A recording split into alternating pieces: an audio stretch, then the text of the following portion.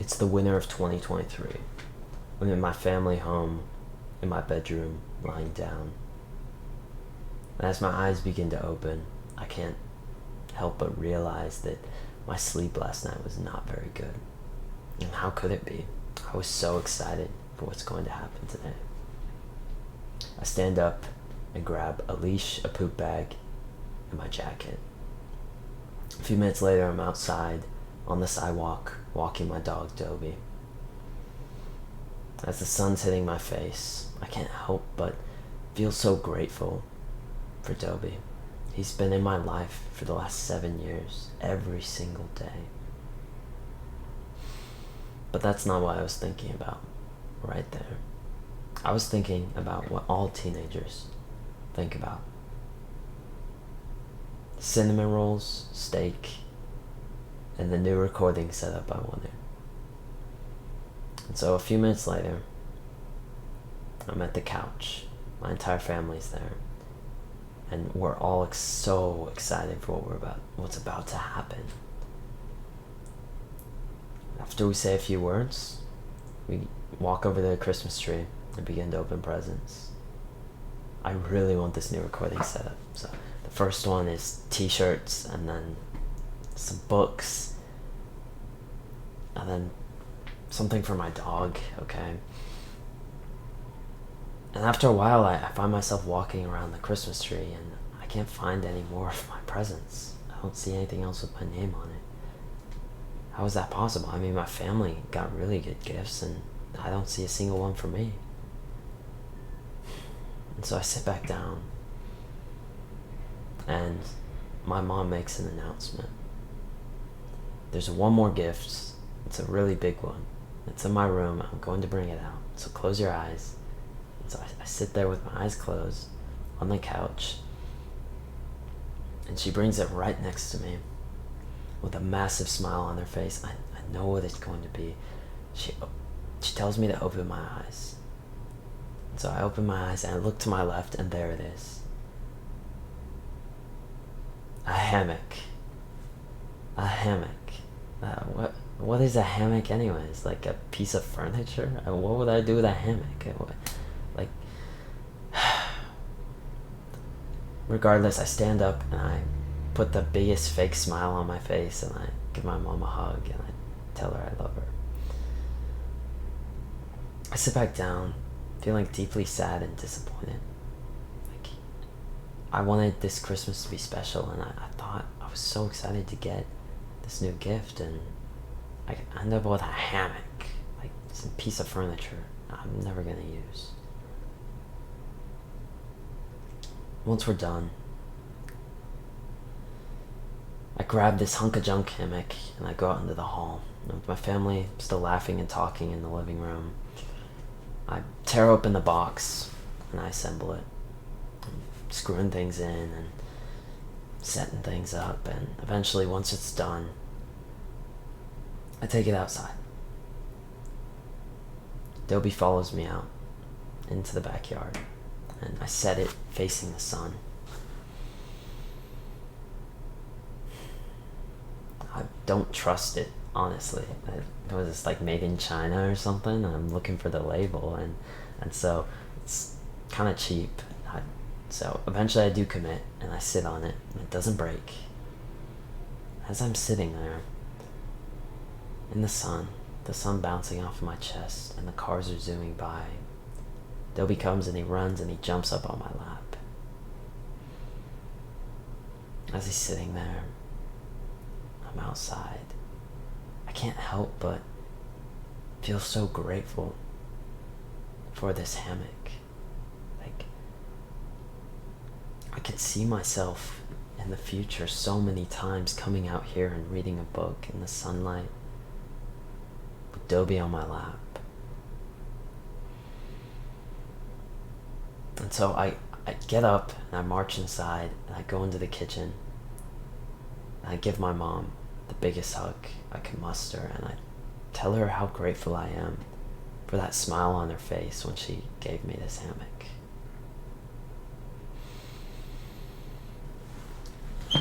This story is all about expectations versus reality. Just like how I thought the hammock was a hunk of junk, but it was actually one of the best gifts I could have ever gotten. It's the exact same way success in the world is widely misconstrued.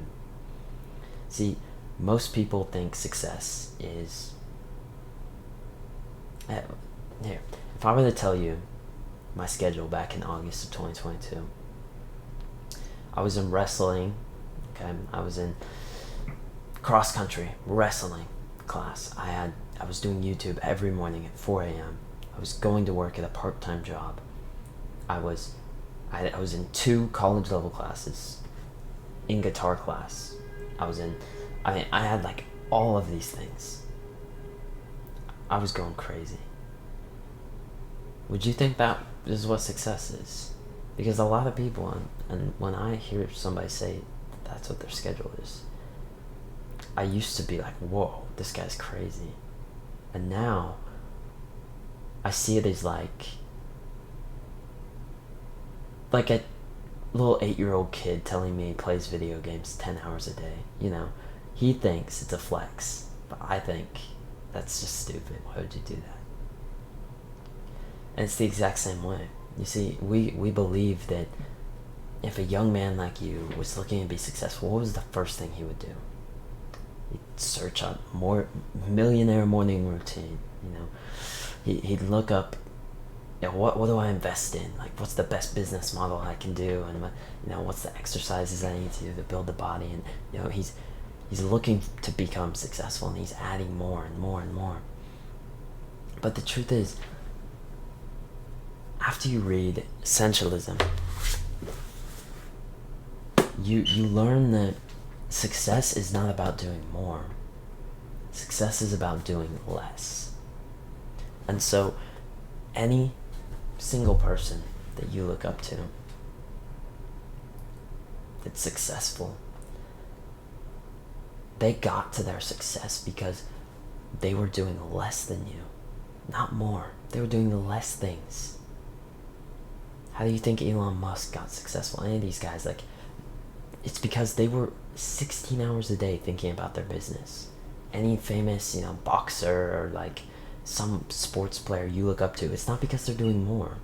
It's because they only have that one thing in their life.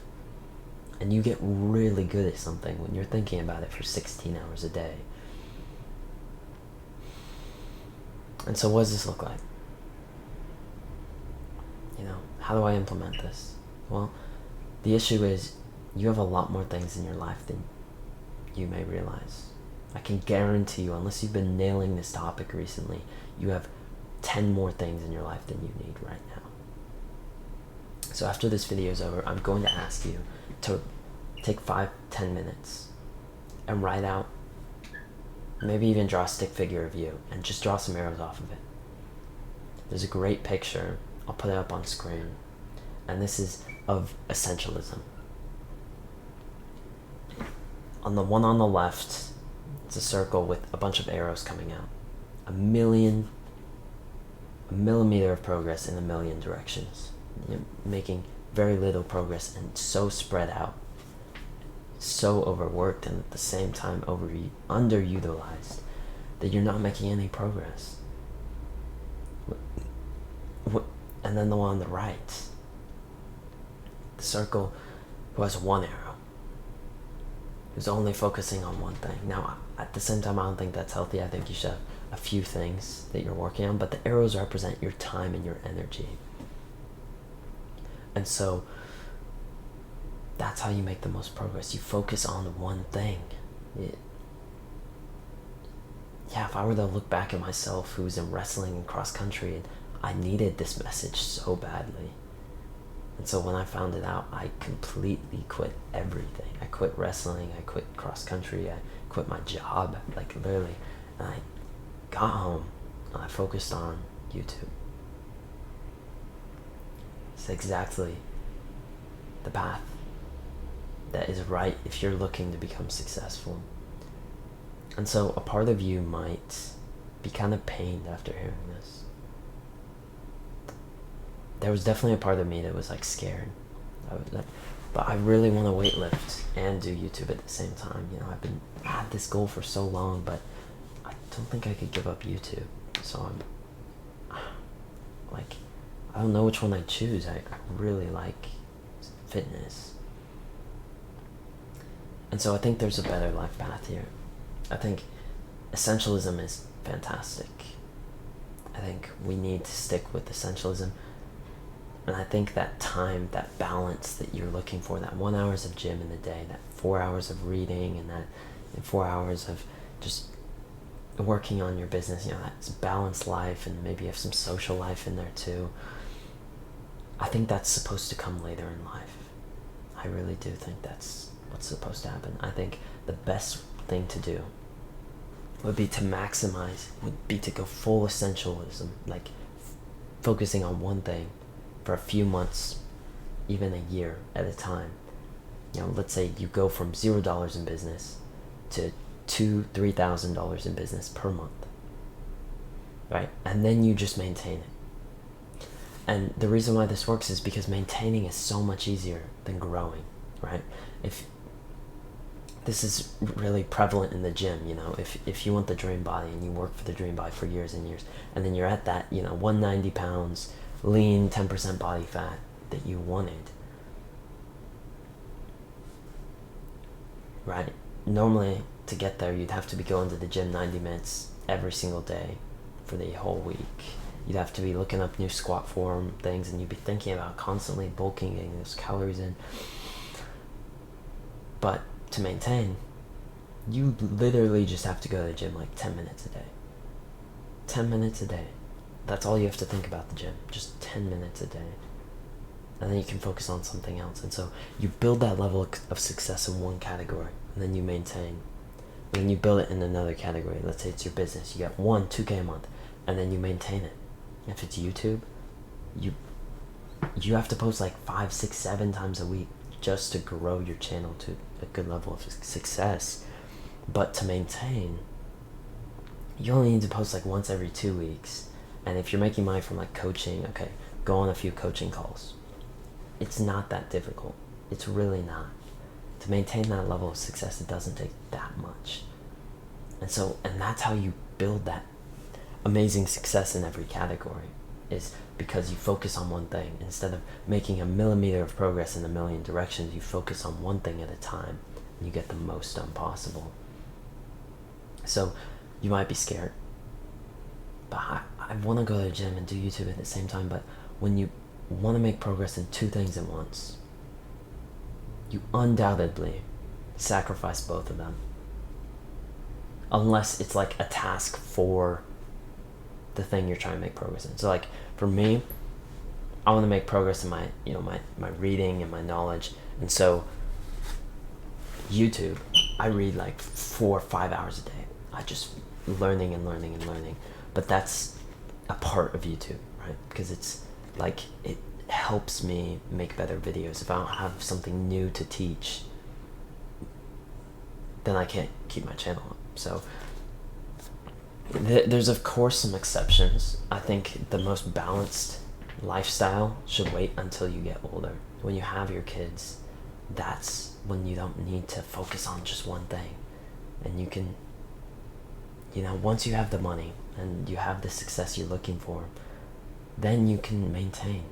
You can try and make progress in every direction. You could, let's say fitness is really important for you, then that's when you do it. And so I think business is a lot of times more important for these guys on self-improvement that might be watching my channel. I would recommend going the business route first and then going the fitness path. And if it's YouTube that you're doing, a lot of guys do that. I think fitness is kind of like a good addition to YouTube, because in YouTube, right, especially on self-improvement channels, I guess this really only applies to self-improvement channels, but growing yourself and teaching that is really the only way to do well, and not just be one of those guys that posts like top 7 business models in 2023 and isn't just regurgitating the same advice, if you actually want to make a contribution to those around you, you need to learn more lessons. And so spending 4 hours a day reading and spending an hour going to the gym and leveling up in other categories helps you share that knowledge. And so YouTube's a great one for that. I could make a whole nother video on this. I guess I just wanted to get that out there. If you're in need of that lesson where you're flipping around and you're making no progress, you're doing so many things at once and you can't just focus all your effort on one thing, you need to start cutting things out of your life. And so you'll make this poster, this paper on your wall, and you'll draw out everything that you can think of that's taking energy from your time. This friend in your class, this teacher, this assignment in school, and like all of these things in school that you're thinking about, all of these, this job you have, these people, literally anything that's like these channels you're subscribed to on YouTube, these videos that you watch that you don't even like. Write out everything. And then I guarantee you keep looking at that poster and you'll keep getting new ideas, and after about a couple weeks you'll have like 30 different things on there at least that are taking your time and mental energy. And you start cutting them, and that's how you build the success that you're looking for. And stop sacrificing your progress by trying to do too many things at once. I would highly recommend this book, Essentialism by Greg McKeown. I don't even know how to say his last name, but yeah, this topic has definitely changed my life. I think some of the intricacies of I want to do two things at once. How do I choose? That's painful. That for me, I had to choose between the gym and YouTube, and that was very difficult for me.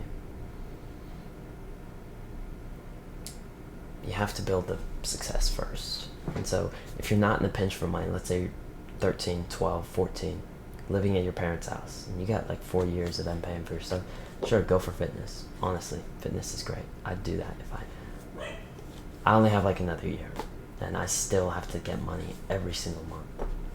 It really does depend on your situation. I'd journal on it for a long time. Make a list, and I'll see you in the next one, bro.